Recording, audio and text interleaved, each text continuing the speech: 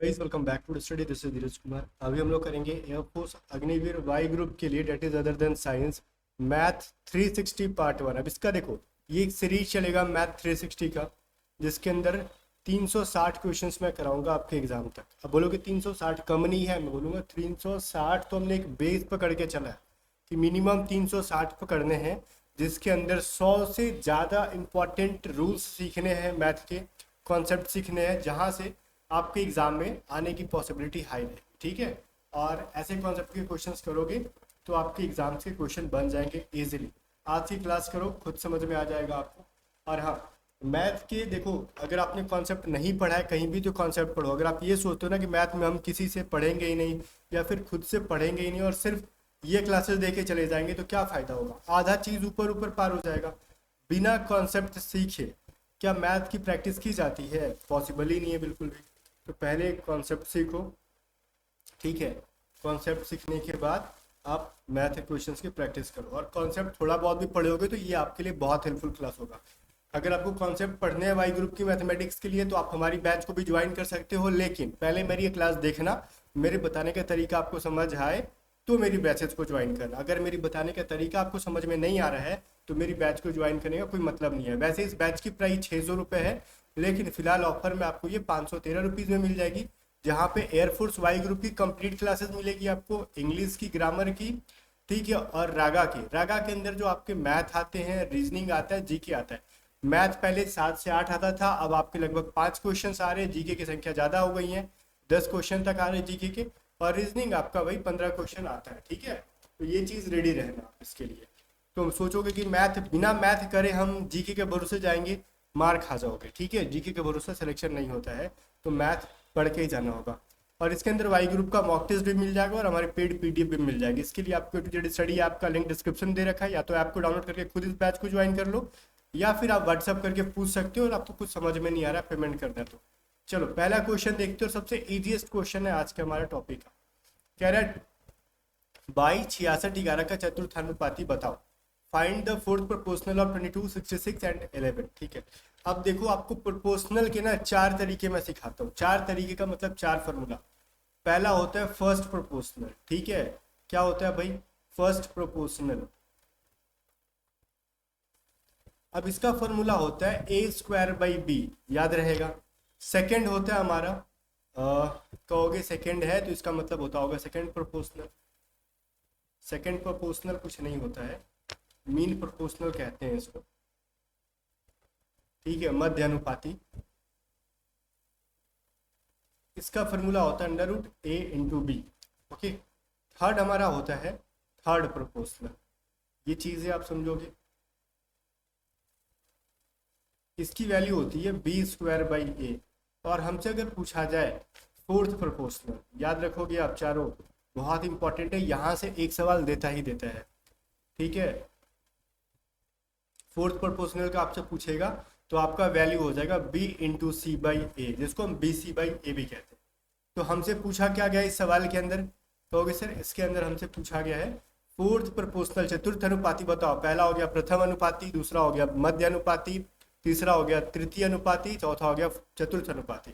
तो हमसे चतुर्थ पूछा है, तो इसका फॉर्मूला क्या करेंगे? बी सी बाई ए। तो हमारा ए की वैल्यू क्या है? 22, बी की वैल्यू है 66, सी की वैल्यू है 11। तो हम यहाँ पे कर सकते हैं ना 66 इंटू 11 बाई 22।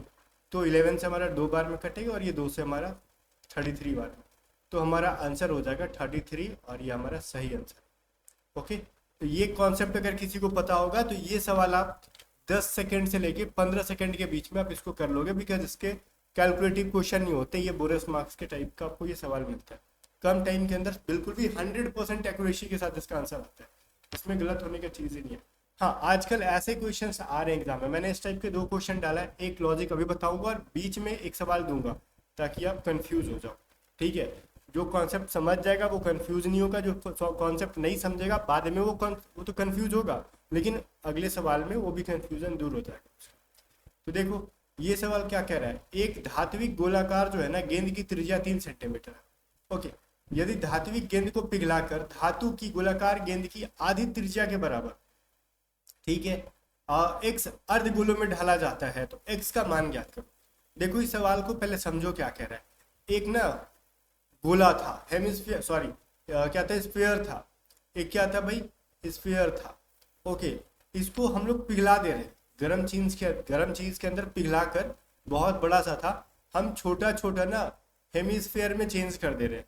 और एक नहीं, बहुत सारे, देखो बहुत बड़ा लोहा का टुकड़ा को पिघलाओगे तो छोटा छोटा कुछ चीज बनाओगे तो बहुत सारा चीज बन जाएगा।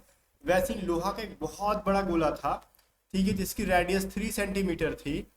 अब उसको हम लोग क्या कर दे, पिघलाकर छोटे छोटे हेमिस्फीयर में बता दे रहे हैं। और इस हेमिस्फीयर की जो रेडियस है वो पहले से आधी है, इट मीन्स 3/2 हो जाएगी, 3/2 हो जाएगी।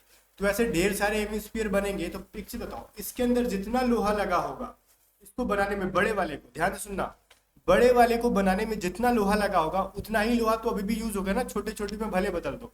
जितना केजी लोहा ये होगा, ये सारे भी उतने ही केजी होंगे। तो इसका मतलब है इसकी केजी की वैल्यू, मतलब इसके वॉल्यूम जो होगी, इसकी वॉल्यूम जो होगी बाकी छोटे छोटे वालों के वॉल्यूम के बराबर होगी। सबको जोड़ देंगे तो ठीक है, सबको जोड़ देंगे और उसको क्या करेंगे। अब बोलोगे सर सबको जोड़ देंगे, लेकिन हमको पता रहेगा कितना बन रहा है तब ना जोड़ेंगे। बोलेगा 3 तो 3 को जोड़ देंगे, बोलेगा 4 तो 4 को जोड़ देंगे। लेकिन हमको बोला है एक्स अर्धगोला में, तो एक्स बोला है ना, तो देखो अगर 3 लोगों के, एक चीज मैं पढ़ाता हूँ आपको, ध्यान सुनो। अगर राम, श्याम और मोहन, ठीक है, इन तीनों का weight 10 KG, 20 KG and 3 KG है, ठीक है, या फिर मैं बोलूँ तीनों का वेट 10-10 केजी है, तो तीनों को जोड़ने पे कितना मिलेगा, 30 मिलेगा। लेकिन मैं आपको बोलूँ ना कि चलो ठीक है, समान वेट वाले 3 लोग हैं 10-10 केजी के, तो 3 लोगों का वेट कितना होगा, तो आप 10 × 3 कर दोगे तो 10 मिल जाएगा। हमको पता है कि तीनों लोगों का वेट समान है, 10-10 केजी है, तो 3 लोग हैं तो 3 से मल्टीप्लाई कर दिया। अगर हमको यहाँ पे उसी तरीके से हमको पता है कि 3 अर्धगोला हेमिस्फीयर बन रहे हैं जिसका सबका रेडियस बराबर है, हमको अब प्लस नहीं करना पड़ेगा, एक का वॉल्यूम और वॉल्यूम इंटू एक्स कर दोगे। एक्स का मतलब जितने सारे होंगे अर्धगोले वो, इसका मतलब क्या, इसका वॉल्यूम क्या हो जाएगा भाई, इसके वॉल्यूम के बराबर हो जाएगा हेमिस्फीयर के। और ये क्या हो जाएगा हमारा स्फीयर का, ठीक है। तो इसका स्फीयर का या फिर गोला का क्या होता है वॉल्यूम, वॉल्यूम को हिंदी में आयतन बोलते हैं, ठीक है। 4/3 पायर क्यू होता है, और ये इसका आधा हो जाएगा, तो 2 से डिवाइड करोगे तो 2/3 पायर क्यू मिल जाएगा। अब ध्यान से सुनना, ये 3 तो कट जाएगा फॉर्मूला में ही, पाई भी कट जाएगा। लेकिन गाइज इसका रेडियस बड़ा है तो इसको कैपिटल आर रखो और इसका स्मॉल आर रखो। रीजन क्योंकि इसकी रेडियस डिफरेंट है, तो रेडियस नहीं घटा सकते। 2 के टेबल से ये 2 4 बार में कर देगा। और ये x बन रहा है तो x से मल्टीप्लाई करना इंपॉर्टेंट है। तो मतलब 2 × इसका रेडियस 3 था तो 3 बार 3 से मल्टीप्लाई कर दो, 3 का क्यूब करोगे, इज इक्वल टू यहाँ क्या मिलेगा, r का क्यूब। तो इसकी रेडियस क्या थी 3/2, तो 3/2 को 3 बार मल्टीप्लाई कर दो। और x बन रहा है तो ये 3 जो है ना ये कट जाएंगे, और ये 4 बार 2 मल्टीप्लाई हो जाएंगे। तो x बराबर क्या हो जाएगा 2 × 2 × 2 × 2 मतलब 16, ठीक है। इसको और आसान बन जाता, और भी कम टाइम के अंदर बनता है। कब, जब आप एक बार समझ जाओगे तब। मैं समझा रहा हूँ तो थोड़ी कम टाइम के अंदर बनेगा। जब मेरे को ही खुद कम टाइम के अंदर बनाना होता तो मैं आपको समझाता कि मैं तो इसको 15 सेकंड में बना लूँ, 20 सेकंड में बना लूँ, लेकिन उसका क्या फायदा, आपको समझ में ही नहीं है। तो मैं टाइम ले रहा हूँ, इसका मतलब ये मत सोचना कि आपको भी टाइम लगेगा। प्रैक्टिस करो, मैक्सिमम पता है कितना आपको टाइम लगेगा, 30 सेकेंड स्टार्टिंग में भी। 2-4 सवाल समझ के बना लोगे तो फिर धीरे धीरे और टाइम घटाने लगोगे। बाकी कैलकुलेशन की स्पीड पर डिपेंड करता है, हर इंसान का अलग अलग होता है। अब देखो ABC एक काम को ना 11 दिन, 20 दिन और 55 दिन में पूरा करते हैं। यदि A B के साथ पहले दिन काम करता है, A जो है ना C के साथ दूसरे दिन काम करता है, इस प्रकार आगे भी करते हैं, तो कार्य कितने दिन में जल्दी पूरा हो जाएगा। देखो ABC 3 लोग काम कर रहे हैं, A 11 डेज में कर सकता है, B 20 डेज में और C 55 डेज में। जब भी आपसे कहना कि ये ऑल्टरनेट डेज के बेसिस पे काम करते हैं, मतलब एक दिन ये करता है एक दिन वो करता है। देखो अब यहाँ पे B और C रेगुलर नहीं कर रहे हैं, A रोज कर रहा है, तो एक दिन B कर रहा है A के साथ, एक दिन C कर रहा है A के साथ। तो वैसे क्वेश्चन के लिए ना इनके दिनों की संख्या का ना चुपचाप LCM निकाल लेना। LCM कितना हो जाएगा, 220 हो जाएगा, ठीक है। अब इस LCM को क्या करोगे, इनके डेज की संख्या से डिवाइड कर दोगे। ये LCM क्या हो गया, जो आया ये काम हो गया। तो ये 11 दिन में 220 काम करते हैं, तो एक दिन में कितना काम करेंगे, ये भाई 20 काम करेगा। और ये 20 दिन के अंदर 220 काम करता है, तो एक दिन में कितना काम करेगा भाई, तो कहोगे 11 काम करेगा। और सी 55 दिन में 220 काम करता है, तो एक दिन में कितना काम करेगा, 4 वर्क करेगा। ये सारे क्या है, एक डेज का वर्क है, वर्क, ठीक है, एक डे का, एक दिन में इतना इतना काम करेंगे। मतलब ए एक दिन में 20 काम करता है, बी एक दिन में 11 काम करता है, सी एक दिन में 4 काम करता है। और टोटल मेरे पास कितना काम है ये बताओ, टोटल वर्क हमारे पास कितना है, 220। और देखो ठीक है, वो तो ठीक है, लेकिन ये तीनों एक साथ नहीं कर रहे काम। एक दिन ए और बी मिलकर करता है, अगले दिन ए और सी करता है।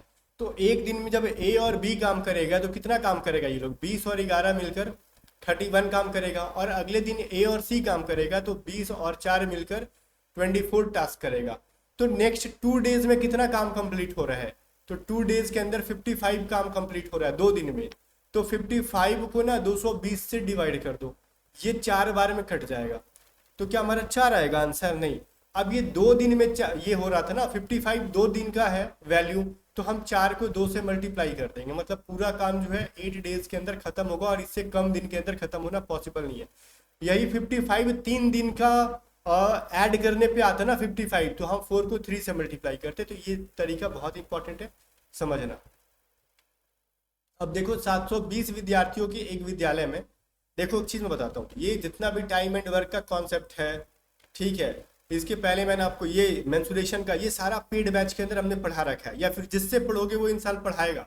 तो जिसकी बातें समझ में आ रही हैं, ठीक है, अगर आप फिर से फर्स्ट डे पढ़ रहे हो, मेरी 10 से 20% चीजें समझ में आ रही है, या फिर किसी की भी पहली दिन क्लास कर रहे हो, उसके 20% चीजें आपको समझ में आ रही है, तो इसका मतलब आप उससे पढ़ सकते हो, चाहे मेरे से या फिर किसी से भी। आप उसकी बैचेज ज्वाइन करो और मैथ अच्छे से पढ़ो, ठीक है। बिना बैचेज ज्वाइन करे सिलेक्शन की पॉसिबिलिटी आज के टाइम कम है। रीजन मैं बताता हूँ, पहले आसान था, बिकॉज पहले क्यों आसान था ना, कि हर कोई ऑफलाइन पढ़ रहा था, हर कोई ऑफलाइन, तो कंपटीशन का वो लेवल नहीं था जो ऑनलाइन का जमाना है, ठीक है। एक से एक धुरंधर बैठे हुए हैं, आप हमसे भी पढ़ रहे हो, फलाना भी हमसे पढ़ रहा है, हमसे पढ़ने के बाद 4 घंटा 5 घंटा वो एक्स्ट्रा दे रहा है घर पे सेल्फ स्टडी में, आप कहीं से पढ़ रहे हो, मतलब है ना।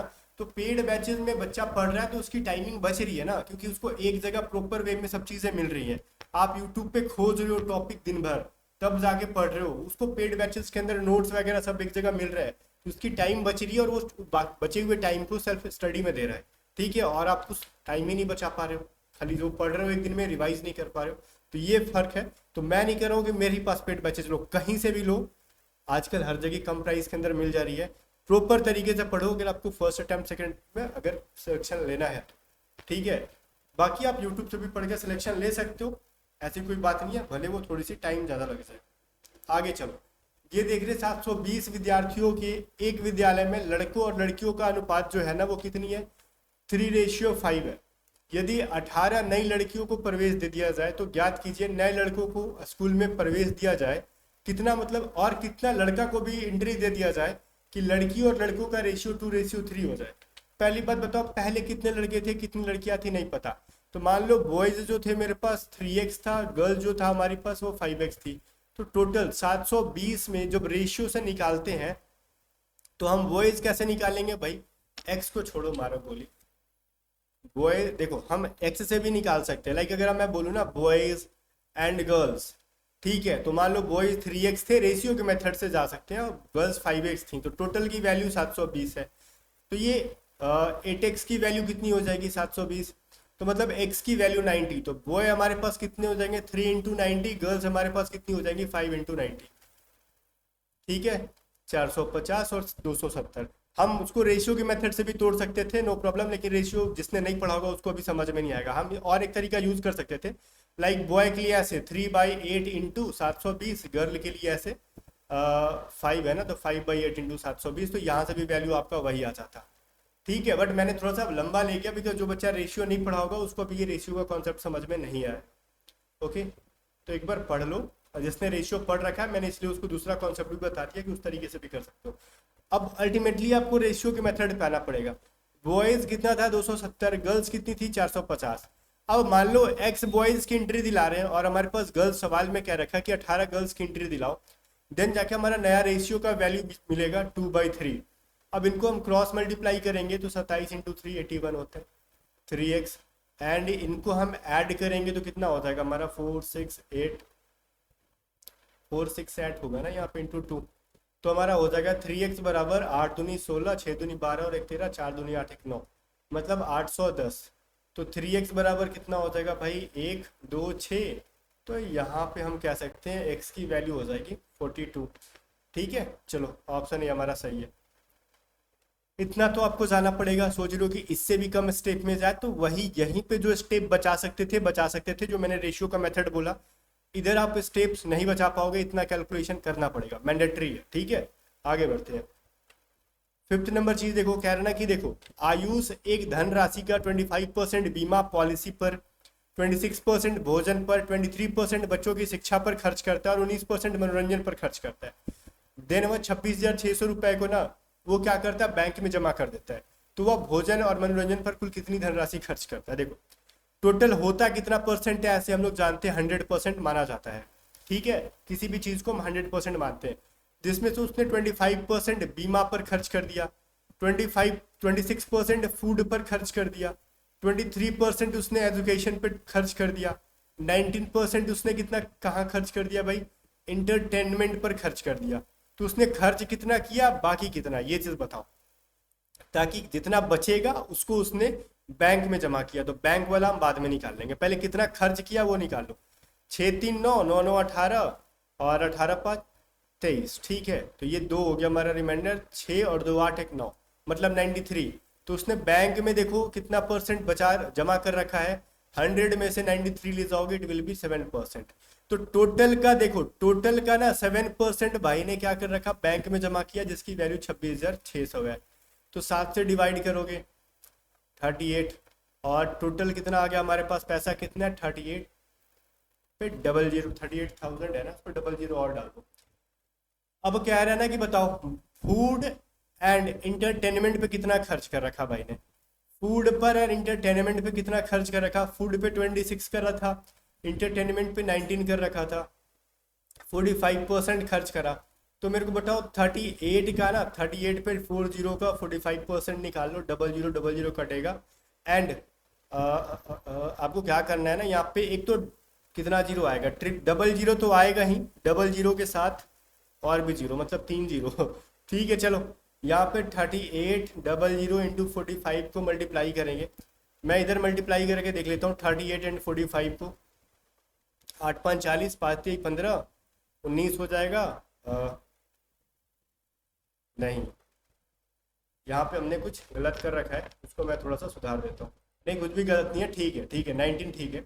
और फिर ये क्या हो जाएगा, 8 छके 32 के 2, और ये देखो 9 और 2 जोड़ोगे तो इसका यूनिट डिजिट 1 आएगा, मतलब 000 के बाद उसमें 1 कहाँ पे आ रहा है, 171 में 1 आ रहा है। खैर ये मेरा अपना मल्टीप्लाई करने का लॉजिक है, आप देख लो जैसे मल्टीप्लाई करते हो। पूरा मल्टीप्लीकेशन करना उतना भी इंपॉर्टेंट नहीं है जब हमको ऑप्शन से मैच कर जा रहा है। तो ठीक है, मैंने मल्टीप्लाई कर लिया, मेरा आ गया 171 पे 000। आप उसी तरीके से आप 00 को छोड़ देते, 38 45 को मल्टीप्लाई करते, और जीरो के अलावा जो यूनिट डिजिट मिल रहा है 1 मिल रहा था, उसके अकॉर्डिंग मैंने कर दिया बी हमारा सही आंसर है। तो पूरा मल्टीप्लाई करके टाइम वेस्ट करने की कोई जरूरत नहीं है। आगे बढ़ते हैं। क्वेश्चन का लेवल अच्छा खासा है, इसको इजी नहीं कह सकते हम लोग, मॉडरेट लेवल के क्वेश्चन है ये सारे, डिफिकल्ट भी नहीं है। आगे देखो, फिर कह रहा है अगला क्वेश्चन, 32 सेंटीमीटर व्यास वाले एक ठोस धातु के गोले से बनाई जा सकने वाली गेंदों की संख्या, जिनमें से प्रत्येक का व्यास जो है ना कितना है भाई, 4 सेंटीमीटर है। तो कितने बना सकते हैं बताओ जरा। पहले एक बड़ा सा हमारे पास बॉल था जिसका हमको डायमीटर दे रखा था 32 सेंटीमीटर। हम छोटे छोटे बॉल में बता रहे हैं जिसकी डायमीटर 4 सेंटीमीटर है, तो इसका रेडियस कितना हो जाएगा, डायमीटर का हाफ इट मीन 16 सेंटीमीटर, और इसका रेडियस आधा कर दोगे 4 का, 2 सेंटीमीटर। पता है ना, व्यास का आधा त्रिज्या होता है, आपको ये चीज पता होना चाहिए। तो बड़े में को पिघलाकर कितना लोहा से, उतना ही लोहा से कितना छोटा छोटा बॉल बना सकते हैं, हमको ये भी नहीं पता है। ठीक है, तो वही दोनों का वॉल्यूम बराबर करके x से मल्टीप्लाई कर दो। तो वॉल्यूम बराबर करोगे तो क्या मिलेगा, 4/3 करोगे ना, pi r cube is equal to 4/3। यहाँ पे दोनों गोला ही है, अर्धगोला नहीं है, तो 4/3 होगा। इसको कैपिटल आर मानने का, इसको स्मॉल आर मानने का, एंड x मान लो। तो 4/3 कट जा रहा है, इसका r का वैल्यू 16 आएगा। तो मैं 16 देखो क्यूब में क्यों लिखूं, मानो कोई बड़ा वैल्यू रहता तो मैं नहीं क्षमता है मेरा उतना मल्टीप्लाई करने का एग्जाम में, तो मैं तोड़ के लिखूंगा। और इसकी क्या हो जाएगी भाई, 2 × 2 × 2 x, तो ये हो जाएगा 8, 8 से करोगे ये 2 बार में खत्म हो जाएगा, ठीक है, 8 दूनी, तो 16 इंटू 16 कितना होता है भाई 256, 256 इंटू 2 कितना होता है 512, तो कुल मिला के कितना हो जाएगा 512। आप बॉल छोटे छोटे बॉल बना सकते हो। तो देखो जो कैलकुलेशन मैं कर रहा हूँ आप एकदम बेसिक से करते हो तो चीज़ों को सुधारो, मैं जो बता रहा हूँ अगर आप इसको 16 मल्टीप्लाई करने पे बैठ गए थे तो ये आपके लिए खतरनाक साबित हो सकता है एग्जाम में, ठीक है, तो ऐसी गलती मत करना। अब इस इक्वेशन को सॉल्व करो, ये इक्वेशन इतना, ये थोड़ा सा टफ लेवल के क्वेश्चंस में से है, आप इसको इजी लेवल के क्वेश्चन नहीं कह सकते बिकॉज ये बिल्कुल भी टाइम कंज्यूमिंग है, बिल्कुल भी टाइम कंज्यूमिंग है, टाइम खाएगा आपका। क्या कह रहा है देखो, b प्लस 2a माइनस, देखो ब्रैकेट इसमें से सारे ब्रैकेट्स हैं यहाँ पे, ठीक है, फिर यहाँ पे 2a plus b plus 2a bracket -1 minus a। तो पहले हम लोग इस ब्रैकेट के अंदर की वैल्यू को सॉल्व करेंगे, इनको एज इट इज लिख दो जैसे हैं वैसे। तो इनको अगर हम सॉल्व करेंगे तो क्या मिलेगा 3b प्लस a माइनस, अब ये ब्रैकेट हटेगा तो ये माइनस में बदल जाएगा, प्लस 2a, तो देखो plus 2a minus 2a cut जाएगा, ओके, तो ये तो कट गया मेरा। अब मेरा क्या बच जाएगा, यहाँ पे 3b में से मैं अगर ये घटाऊंगा तो मेरे को यहाँ पे मिलेगा 2b, ओके। अब यहाँ पे मैं ब्रैकेट में रख रहा हूँ इसको और मेरा प्लस a मिलेगा, बाकी चीज़ें तो कट गई, ठीक है, बाकी कुछ मेरा यहाँ पे बचा नहीं, बचा क्या नहीं बचा, तो इसको हटाओ। अब एंड में मेरा यहाँ पे बचा है माइनस a। अब देखो यहाँ पे माइनस की वैल्यू है, ठीक है, यहाँ पे क्या है भाई, यहाँ पे माइनस की वैल्यू है। अब मैं इस ब्रैकेट को अगर हटाऊंगा तो इस वैल्यू को भी वो माइनस कर देगा अंदर के, ठीक है, तो मैं ब्रैकेट हटाने का कष्ट करता हूँ, तो 2b minus a minus a। अब यहाँ पे मेरा क्या बचेगा ये चीज़ आप देखोगे, ठीक है, तो ये थोड़ा सा जा रहा है जो ध्यान से समझना, ये b और माइनस 2b इनको आप घटाओगे तो क्या बचेगा आपका माइनस b, और देखो ये प्लस 2a है और ये माइनस ए बन के बन जाएगा -2a, तो ये माइनस माइनस माइनस प्लस करके माइनस b बचेगा। तो ऐसे क्वेश्चन को जितना सतर्कता से आराम से बनाओगे उतना ही हेल्पफुल होगा आपके लिए। सी आपका सही आंसर है। 8 नंबर क्वेश्चन देखो, कह रहे हैं 1200 मीटर की दौड़ में राकेश 3600 सेकंड में अंतिम बिंदु पर पहुंचता है और राजेश 40 सेकंड में पहुंचता है, तो राकेश ने राजेश को कितनी दूरी से हराया। देखो 2 लोग हैं यहाँ पे, राकेश है ना, राकेश और एक कौन है राजेश। तो ये जो है राकेश जो है ना 36 सेकंड में जा रहा है उस, और ये राजेश जो है 40 सेकंड में, इसको लिख लेना बहुत इंपॉर्टेंट है जब नाम कंफ्यूजन वाला हो तो देखो ये 40 सेकंड के अंदर जा रहा है तो इसकी स्पीड कितनी होगी मेरे को ये बताओ। तो डिस्टेंस बटा में क्या होता है time is equal to speed, तो 30 मीटर पर सेकेंड, ठीक है। अब एक चीज बताओ मेरे को, अगर ये 36 सेकंड में जा रहा है और ये 40 सेकंड में जा रहा है तो इसका मतलब इसने 4 सेकंड ज्यादा ले रखा है, 4 सेकंड ज्यादा लिया, इसका मतलब ये क्या है 4 सेकंड में जितना डिस्टेंस तय कर रखा होगा उतना पीछे होगा दौड़ में, ठीक है। तो 30 मीटर पर सेकंड के हिसाब से 4 सेकंड में कितना डिस्टेंस तय किया इसने भाई 120 मीटर, मतलब 120 मीटर का दोनों के बीच का अंतर होगा। मतलब राकेश जो है ना 36 सेकंड में जितना डिस्टेंस कवर कर चुका है उससे 120 मीटर पीछे होगा 36 सेकंड के अंदर राजेश, तो अगले 4 सेकंड में 120 मीटर को कंप्लीट करेगा और 40 सेकंड को पूरा करेगा, ठीक है। चलो 9 नंबर क्वेश्चन देखो क्या कह रहा है, sine theta plus cos theta is equal to √2 cos theta. Then मेरे को जो सॉल्व करना है यहाँ पे sine theta minus cos theta by sine theta करना है। पहले यहाँ से देखो, इस कॉस थीटा को मैं अगर लेफ्ट साइड भेजूंगा तो मेरा क्या मिल जाएगा साइन थीटा बटा cos theta plus cos theta बटा में cos theta is equal to √2 मिलेगा, तो ये तो कट के 1 हो जाएगा और ये क्या मिलेगा मेरे को tan थीटा, साइन थीटा बटा कॉस थीटा क्या होता है tan थीटा हो जाता है, ये मेरे को 1 मिलेगा तो मैं 1 को उस साइड भेज दूंगा तो √2 - 1 मिलेगा, tan थीटा की वैल्यू मेरे को मिल गई। अब मेरे को क्या सॉल्व करना है, तो क्वेश्चन में क्या रहना कि sign theta minus cos theta बटा में आप साइन थीटा की वैल्यू बताओ, तो मैं अगर इसको तोड़ूंगा तो मेरे को क्या मिलेगा साइन थीटा बटा sign theta minus cos theta बटा साइन थीटा, तो भाई ये कट के तो 1 हो गया और ये क्या होता है कॉट थीटा, तो मेरे को मिल रहा है 1 माइनस कॉट थीटा, ओके। अब देखो tan थीटा की वैल्यू जब इतनी है तो कॉट थीटा बराबर क्या होता है tan का उल्टा होता है, आपने पढ़ा है कॉट थीटा बराबर 1 बटा में tan थीटा होता है, तो मैं 1/2 √2 लिख सकता हूँ यहाँ पे, -1 बटा में √2 - 1 लिखूंगा। अब मैं इसको परिमेयकरण करूंगा जब, तो क्या करूंगा, √2 + 1 से मल्टीप्लाई करूंगा। आप बोलेंगे कुछ लोग ये कहाँ से आया, ये मैथ का एक कॉन्सेप्ट है। अगर कोई वैल्यू नीचे में बटा में √2 के फॉर्म में हो ना, तो उसको रेशनलाइजेशन करते, परिमेयकरण करते, और जो इसका साइन है उसका उल्टा कर देते हैं। ये √2 - 1 था ना, तो उसका गुणा हम कर देंगे √2 + 1 से। चीज समझ में आ गया। और ऊपर और नीचे दोनों करेंगे तो इसकी वैल्यू क्या आ जाएगी, उतना मत समझो, मैं बताता हूँ। जब भी कोई चीज बटा में है, जब ये ऊपर ले जाओगे तो इनकी वैल्यू बदल जाएगी। तो √2 क्या है, प्लस में है ना, ध्यान देना। √2 क्या है, √2 - 1 क्या है, जो भी है वैल्यू यहाँ पे ऊपर जाके बदल जाएगा। तो ये 1 - √2, और ये जो माइनस में था वो प्लस में कन्वर्ट हो जाएगा। That is it. ठीक है, तो लेकिन प्लस में कन्वर्ट होगा, ब्रैकेट में डालो पहले इसको। एक चीज मैं बताता हूँ, और बीच में जो माइनस का साइन है अगेन इसको माइनस कर देगा। ठीक है, अब यहाँ पे प्लस रहता है ना, तो इसको प्लस में रहने देते, लेकिन ये माइनस है तो इसको माइनस में जाना पड़ेगा। तो ये -1 करो, ठीक है, √2 - 1, तो ये +1 -1 कट जाएगा, इज इक्वल टू -√2 बचेगा। तो ये मेरे को समझाने में इसलिए थोड़ा सा टाइम लग रहा है, क्योंकि बहुत लोगों का ना ये परिमेयकरण का तरीका उनको पता ही नहीं होगा। जब परिमेयकरण का तरीका उनको नहीं पता है तो टाइम थोड़ा सा लगेगा। ओके, सीखने पड़ेगा आपको, बेसिक क्लासेस पढ़ोगे सीख जाओगे। हमने पेड बैचेस में बहुत ही छोटे छोटे डिटेल्स को भी कवर कर रखा है, अगर आपने वहां से पढ़ा होता तो ये सारी चीजें क्लियर हो जाती। आगे देखो, दो संख्याओं का लघुत्तम समूह पर तक ना एलसीएम जो है उनके एचसीएफ का 5 गुना है। तो हम ये कह सकते हैं ना, एलसीएम रेशियो एचसीएफ बराबर क्या हो जाएगा, एलसीएम 5 गुना है तो 5:1 है। तो यदि कह रहा है यदि दो संख्याओं का गुना जो है इतना है, तो एलसीएम और एचसीएफ की वैल्यू बताओ, एचसीएफ और एलसीएम की वैल्यू बताओ। मान लो एलसीएम क्या है हमारा 5x है, एचसीएफ हमारा क्या है x है।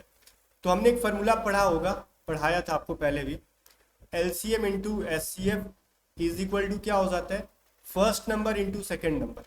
तो हमको दोनों की मल्टीपल को तो वैल्यू दे रखा है 20,480, और एलसीएम मान लो 5x, एचसीएफ मान लो x, इज इक्वल टू हमारा हो जाएगा 20480।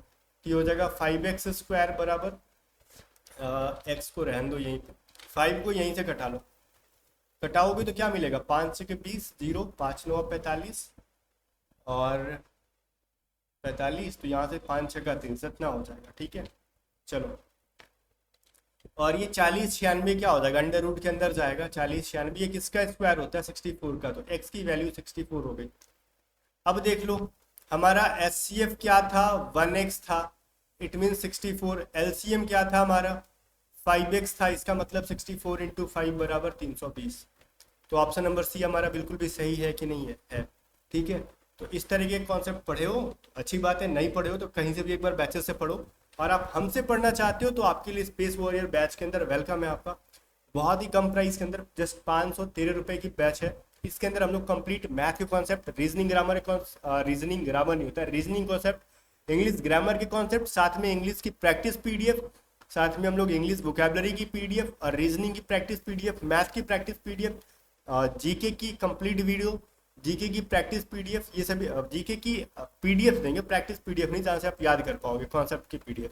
वो सारी चीज़ें पीडीएफ जो है ना, प्रैक्टिस के भी क्वेश्चंस रहते हैं उसके अंदर, आपको एग्जाम में पास करने के लिए, सिलेक्शन दिलाने के लिए बहुत हेल्पफुल होते हैं। साथ में हम लोग को ऑनलाइन टेस्ट सीरीज भी दे रहे हैं इस बैच के अंदर, अलग से कुछ नहीं खरीदना है भाई। तो इस बैच को आज ही ज्वाइन करो, डाउनलोड करो एपीजेड स्टडी ऐप, लिंक डिस्क्रिप्शन में। पेमेंट करने नहीं आता है, व्हाट्सअप करके पूछो, और इसकी प्राइस फिर जब बढ़ जाएगी तो फिर वो कम नहीं होगी। ठीक है, तो प्राइस बढ़ने से पहले इस बैच को ज्वाइन करके प्रिपरेशन स्टार्ट कर दो।